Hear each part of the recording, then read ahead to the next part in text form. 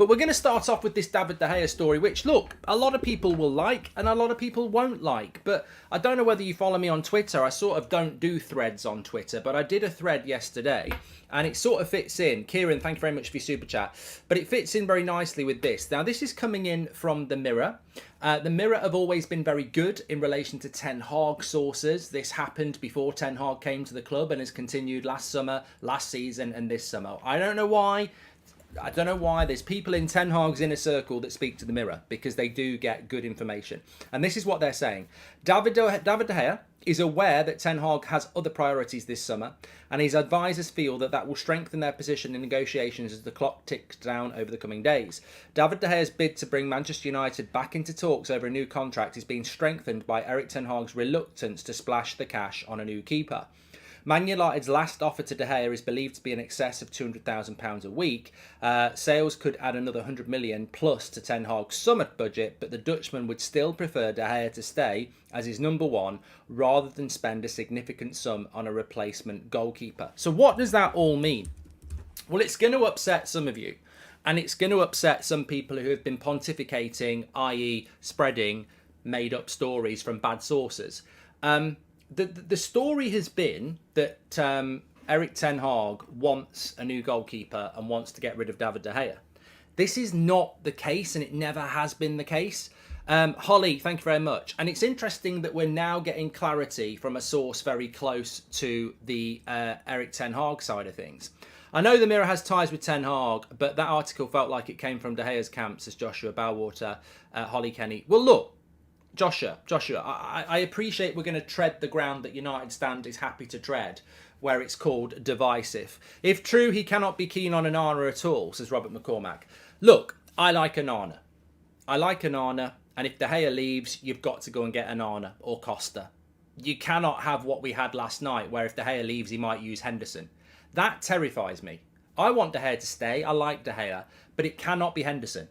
It cannot. It has to be, if De Gea goes, it's got to be Onana. I think we'd all be in agreement with that.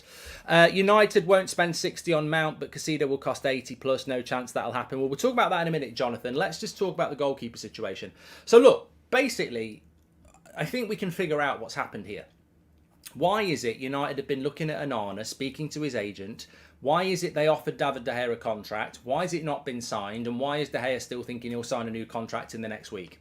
It's very, very clear, that there is a little bit of negotiation to be had between David De Gea and Manchester United on wages. It's very, very clear that that's the problem. Erik Ten Hag publicly has always said he wants to keep David De Gea. He has said he wants some competition for him, but he's always said he wants to keep him. If you're keeping a goalkeeper on 200 grand a week, they cannot be second choice. I admit that. You can't keep David De Gea and buy Onana. You can't keep David De Gea and keep Henderson. You can't have a £200,000 a week goalkeeper sat on the bench reserve. He has to be number one or he has to leave.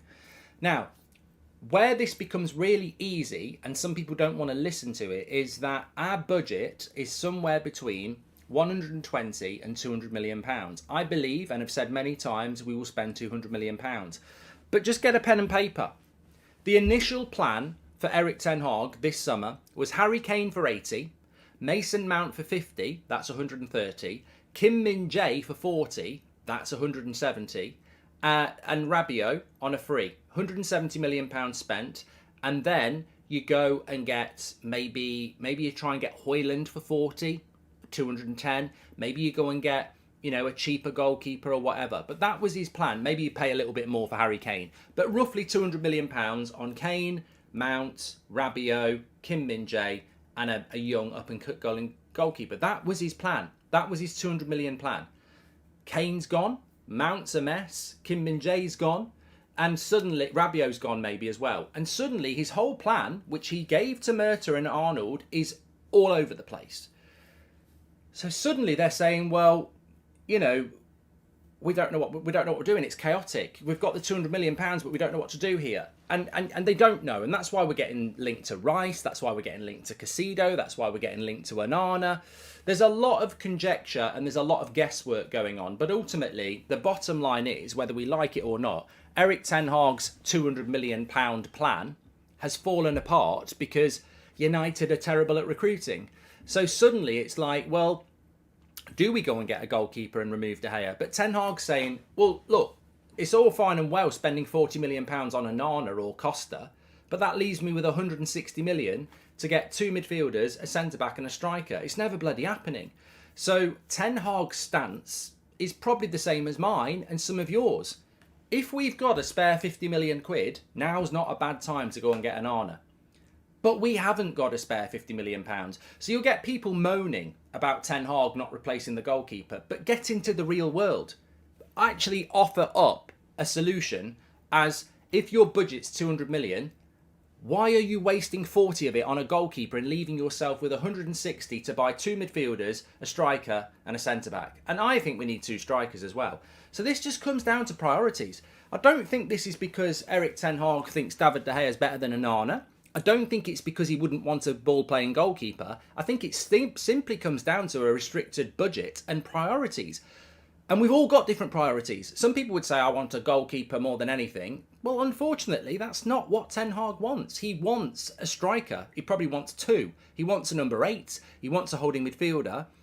And by the time he's got that, he will not have 40 million left to spend on a goalkeeper. So I think where we're at the moment is that, yeah, David De Gea may be gambling, but he probably is in a reasonably strong position because he knows that, you know, he's already at the club. He's a goalkeeper that's just won the Golden Glove. And for another year, he can still be United's number 1. And United can then spend their money elsewhere. I mean, I've sort of, this, you know, I wouldn't say I've been waiting for this story. I'd say I've been confused by this story.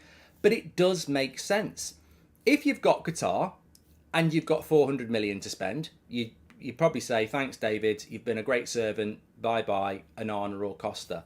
But we're working off a restricted budget. Now, look, that doesn't mean we're not going to sign Onana and David De Gea is going to leave in the next few days. But it obviously shows you. I think what it shows here is, because I know a lot of you will want Onana and some of you will want De Gea to stay, but it matters not. I think sometimes you've got to read the room.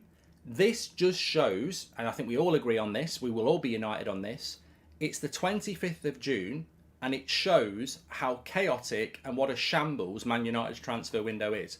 That we might keep a goalkeeper, we might buy a goalkeeper, we don't know how we're going to spend our budget, we've missed out on every bloody target we want, we've sold nobody yet. It is just what it is. It's chaotic, and it all comes down to the fact that probably in April, Erik Ten Hag said Harry Kane, Mason Mount, Rabiot, Kim Min-jae and a young goalkeeper, and that's all I want this summer. Kim Min-jae's going to Bayern, Kane's staying at Spurs, Mount we'll talk about in a minute, Rabiot's staying at Juventus, and the young goalkeeper we want, I think, is signing for Brighton. We've absolutely messed up a strategy that Ten Hag probably has been working on for months and is now being asked in late June to come up with a new one. That's what you get working with United. It must be high blood pressure FC for Erik Ten Hag.